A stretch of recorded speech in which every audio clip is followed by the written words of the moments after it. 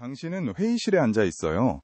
발표를 막 끝냈을 때 동료 한 명이 비웃듯 말해요. 그게 최선이었어요? 좀 더 준비해 오지. 주변 사람들의 시선이 일제히 여러분한테 쏠려요. 심장이 빠르게 뛰어요. 뭔가 말해야 할 것 같은데 말을 꺼내는 순간 이미 진 것 같은 느낌. 그렇다고 그냥 넘기자니 온몸이 찝찝하고요. 혹시 그 순간 아시잖아요.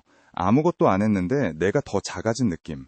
퇴근하고 집에 와서도 자려고 누웠을 때도 그 말이 머릿속에서 떠나질 않는 그 밤. 분명히 내가 뭘 잘못한 것도 아닌데 왜인지 패배감이 남는 그 기분. 근데요, 그게 여러분이 약해서가 아니에요. 방법을 몰랐던 거예요. 딱 그것뿐이에요. 오늘은 그걸 같이 파볼 거예요. 무례한 사람 앞에서 왜 우리가 그렇게 굳어버리는지, 그 뒤에 어떤 심리가 작동하는지, 그리고 이걸 알면 다음번엔 뭐가 달라지는지, 끝까지 들어주시면 아마 다음에 그런 상황이 왔을 때 예전이랑 전혀 다른 내가 거기 있을 거예요. 우리는 무례한 말을 들으면 뭔가 반영해야 한다고 느껴요. 이건 거의 본능에 가까워요. 공격을 받으면 방어하거나 반격하거나. 근데 있잖아요. 이게 핵심인데요. 그 반응 자체가 상대방이 원하는 거예요. 무례한 말을 던지는 사람들은 여러분의 흔들림을 먹고 살아요. 여러분이 당황하고 버벅이고 얼굴이 빨개지는 그 순간이 그 사람한테는 일종의 보상이거든요. 그러니까 싸움의 규칙 자체가 달라요. 이기려면 반응을 줘야 하는 게 아니라 오히려 반응을 안 줘야 해요. 여기서 첫 번째 기술이 나와요. 침묵이에요. 침묵이라고 하면 그냥 아무것도 안 하는 거라고 생각하기 쉬운데 아니에요. 전략적인 침묵은 완전히 다른 얘기예요. 이걸 정확히 설명하는 개념이 하나 있는데요. 심리학에서는 이걸 진공효과라고 해요. 인간의 뇌는 침묵을 불편하게 인식해요. 특히 자기가 방금 뭔가 공격적인 말을 던진 직후의 침묵은 그게 훨씬 더 강하게 느껴지거든요. 쉽게 말하면요, 상대방의 신경계가 저강도 공황 상태에 빠지는 거예요. 여러분의 다음 행동을 예측할 수 없으니까요. 그러니까 침묵은 공백이 아니에요. 압박이에요. 여기서 쓸 수 있는 게 바로 4초 법칙이에요. 무례한 말을 들은 직후 아무 말도 하지 마세요. 대신 상대방의 눈을 조용히 바라보면서 속으로 넷을 세요. 하나, 둘, 셋, 넷. 그 4초 동안 여러분은 아무 말도 안 하지만 상대방은 엄청난 걸 받는 거예요. 나는 들었고, 평가했고, 반응할 가치가 없다고 결론 냈어. 이 메시지가 말 한마디 없이 전달돼요. 그 다음엔요, 아주 살짝 미소를 지어요. 어린아이가 억지 드라마를 부릴 때 어른이 그냥 흘려보내는 듯한 약간 경멸적이기도 한 그런 작은 미소예요. 그리고 마치 그 말이 존재하지 않았던 것처럼 완전히 다른 주제로 대화를 돌려요. 이게 콜드 스마일 피벗이에요. 다시 그 회의실로 돌아가 볼게요. 그게 최선이었어요? 좀 더 준비해오지. 그 말이 떨어진 순간. 예전에 여러분이라면 얼굴이 달아오르고 뭔가 해명하려 했겠죠. 근데 이제는 달라요. 그 사람의 눈을 조용히 바라보면서 속으로 넷을 세요. 그리고 아주 작은 미소 하나. 그 다음엔 옆 사람한테 시선을 돌리며 자연스럽게 다음 안건으로 넘어가요. 상대방 입장에서 느껴보세요. 공들여 날린 말이 그냥 허공에 사라지는 느낌. 내가 투명인간 취급을 받는 느낌. 그게 무례한 사람한테 가장 치명적인 경험이에요. 아직 따라오고 계시죠? 이제 두 번째 영역으로 넘어갈게요. 침묵만으로 안 될 때 쓰는 언어 기술이에요. 이 다음 부분이 핵심이에요. 여기서부터 전체 그림이 달라지거든요. 말을 써야 할 상황이라면 방어적이거나 공격적으로 보이지 않으면서도 상대방을 완전히 무장해제시키는 기술이 필요해요. 첫 번째는 이거예요. 아주 조용하고 평온한 목소리로 이렇게 말하는 거예요. 지금 뭐라고 하셨어요? 다시 한번 말씀해 주실 수 있나요? 이게 왜 강력한지 아세요? 대부분의 무례한 말은 빠르게 스치고 지나가도록 설계돼 있어요. 빠른 침 한 방처럼요. 근데 그걸 천천히 여러 사람 앞에서 다시 소리내어 반복하게 만드는 순간 그 말의 추악함이 온전히 드러나요. 상대방의 자신감이 순식간에 무너지는 거예요. 이게 다시 말해줄래요? 트랩이에요. 회의실에서 생각해보세요. 그게 최선이었어요? 좀 더 준비해오지. 그 말 들은 직후에 여러분이 차분하게 돌아보며 이렇게 말하는 거예요. 죄송한데 지금 뭐라고 하셨어요? 다시 한번 말씀해 주실 수 있나요? 회의실 전체가 조용해지는 그 순간, 그 사람이 그 말을 다시 입 밖에 꺼내야 하는 그 순간, 어떻게 될 것 같으세요? 두 번째 기술은 뭐랄까요? 어떻게 말하지? 강요가 아니라 거울을 들이대는 것에 가까워요. 의도 질문법이에요. 이렇게 말하는 거예요. 그 말이 무례하게 들리려고 하신 건가요? 또는 저를 당황시키려고 하셨나요? 또는 제 기분을 상하게 하려는 의도였나요? 열의 아홉은요, 상대방이 즉시 후퇴하면서 그냥 농담이었어요 라고 말해요. 그 순간 그들은 자기가 방금 비겁했다는 걸 스스로 인정한 셈이 되는 거예요. 솔직히 이 부분을 처음 봤을 때 저도 멈칫했어요. 이렇게 단순한 질문 하나가 이 정도의 무게를 가지고 있다는 게 잘 안 믿어졌거든요. 세 번째는 제가 특히 좋아하는 기술이에요. 아주 차분하게 마치 흥미로운 현상을 관찰하는 사람처럼 이렇게 말하는 거예요. 그게 속으로만 생각했어야 할 말인 것 같은데요. 혹은 그걸 소리내어 말하다니 참 신기하네요. 이 방식의 핵심은요, 상대방을 화나게 만드는 게 아니에요. 극도의 자의식과 당혹감을 유발하는 거예요.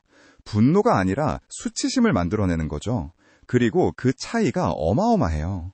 네 번째는 상대방이 계속 반복해서 무례하게 굴 때 써요. 패턴 명명 기술이에요. 이렇게 말하는 거예요. 그런 말을 꽤 자주 하시는 것 같던데요. 아주 단순한 관찰처럼 들리죠. 근데 상대방한테는 이게 굉장히 강력한 신호예요. 내가 그들의 행동을 기록하고 있다는 것. 이게 단순한 해프닝이 아닌 패턴으로 인식되고 있다는 것. 대부분은 이 순간 자기 행동을 즉각 재검토하기 시작해요. 자, 여기까지가 기술 영역이에요. 기반을 다 깔았어요. 이제 질문은 기술보다 훨씬 깊은 차원의 이야기예요. 내 안에서 뭐가 달라져야 하는가예요. 기술은 내면이 단단할 때 비로소 작동해요. 흔들리는 상태에서 쓰는 기술은 흔들려요. 그래서 이 부분이 진짜 핵심이에요. 먼저 이것부터 받아들여야 해요. 모욕은 고백이에요. 설명이 아니에요. 누군가 여러분의 야망을 비웃거나 외모를 조롱할 때 그들은 여러분에 대한 객관적 진실을 말하는 게 아니에요. 그들 자신의 내면에 있는 두려움과 불안을 여러분한테 투사하는 거예요. 심리학 용어로는 투사, 프로젝션이라고 해요. 쉽게 말하면 누군가의 성공을 공격하는 사람은 거의 언제나 자기 실패를 감추고 있는 사람이에요. 이 관점이 생기는 순간 상대방의 말이 더 이상 나를 향한 화살이 아니라 그 사람 자신의 고통을 드러내는 창문처럼 보이기 시작해요. 모욕은 고백이에요. 다시 한번, 모욕은 고백이에요. 이게 진짜로 내 것이 되는 순간 많은 게 달라져요. 그 회의실 동료 기억하세요? 그게 최선이었어요? 그 말, 이제 다르게 들리지 않으세요? 그 사람이 여러분의 발표를 평가한 게 아니에요. 그 사람 안에 있는 뭔가가 튀어나온 거예요. 그게 뭔지는 그 사람만 알겠죠. 두 번째 내면 기술은 결과 독립성이에요. 여러분이 상대방의 승인을 필요로 하지 않을 때, 그리고 논쟁에서 반드시 이겨야 한다는 집착을 내려놓을 때, 여러분은 언제든지 자리를 떠날 수 있어요. 그리고 그 순간 여러분이 모든 레버리지를 쥐게 돼요. 게임을 벗어날 수 있는 사람이 게임을 지배하거든요. 그게 진짜 힘이에요. 그리고 기억하셔야 할 게 또 하나 있어요. 무례한 사람들은 여러분이 화내는 걸 보면서 도파민을 얻어요. 여러분의 감정적 반응이 그들한테 보상이에요. 그러면 답이 명확하죠. 그 보상을 주지 않으면 돼요. 침착하게 있거나 그냥 그래요 한마디로 담담하게 받아치는 거예요. 심리학에서는 먹이를 주지 않으면 행동이 점점 사라지는 현상을 속어 익스팅션이라고 불러요. 쉽게 말하면 반응하지 않으면 행동이 결국 굶어 죽는 거예요. 자연스럽게요. 근데 지금 이런 생각 드시지 않아요? 이렇게 참고 있으면 나만 손해 아닌가요? 맞아요. 딱 맞는 의문이에요. 근데 이게 참는 게 아니에요. 선택하는 거예요. 내 평화가 저 사람의 저급한 행동보다 가치 있다고 결정하는 거예요. 그리고 그 결정이 실제로 여러분을 더 강하게 만들어요. 마지막으로 또 하나, 상대방이 매우 공격적이라면 이걸 써보세요. 관심의 반향 자체를 뒤집는 거예요. 많이 힘드신 것 같은데 괜찮으세요? 이 질문 하나가 상황을 완전히 역전시켜요. 상대방은 두 가지 선택지 앞에 서게 되거든요. 자기가 힘들다고 인정하거나 아니면 진심으로 걱정해주는 사람한테 계속 공격적으로 구는 자기 자신을 마주하거나 어느 쪽이든 여러분이 이기는 구조예요. 이제 진짜 마지막이에요. 모든 기술이 통하지 않을 때 쓰는 가장 강력한 도구예요. 게임 자체를 종료하는 거예요. 명확하고 차분하게 이렇게 말하세요. 이런 방식으로 계속되는 대화에는 참여하지 않겠습니다. 그리고 상대방의 반응을 기다리지 말고 즉시 자리를 떠나거나 시선을 거두세요. 오해하지 말아주세요. 이게 도망치는 게 아니에요. 변명은 오히려 여러분의 경계를 약화시켜요. 이건 끝내는 거예요. 있잖아요. 여기서 하나 더요. 아니요는 완전한 문장이에요. 여러분은 누군가의 요청을 거절할 때 긴 이유를 설명할 의무가 없어요. 이유를 설명하는 순간 여러분은 상대방에게 그 이유를 반박할 기회를 주는 거거든요. 그리고 스스로에게 이 질문을 한번 던져보세요. 이 사람이 내가 자리에서 일어날 가치가 있는 사람인가?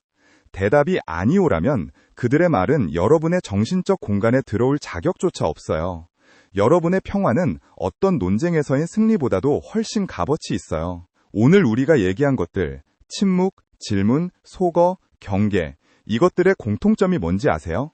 전부 반응하지 않는 것이 곧 반응이라는 원리 위에 있어요. 흔들리지 않는 사람을 무너뜨릴 수 있는 말은 세상에 없어요. 그리고 무례함은 언제나 내면의 약함에서 비롯돼요. 그걸 이해하는 순간 여러분은 이미 그 게임에서 벗어난 거예요. 처음 그 회의실 장면 기억하세요? 그게 최선이었어요. 그 말에 심장이 쿵 내려앉던 그 순간, 이제 그 장면이 다르게 보이지 않으세요? 그 말은 여러분에 대한 이야기가 아니었어요. 그리고 이제 여러분은 그걸 알아요. 그럼 여러분한테 딱 하나만 남기고 마무리할게요. 다음에 누군가 그런 말을 던졌을 때 여러분은 어떤 사람으로 거기 서 있고 싶으세요? 그 말에 흔들리는 사람으로요? 아니면 그 말이 어디서 왔는지 조용히 아는 사람으로요? 그 차이, 이제 아시잖아요.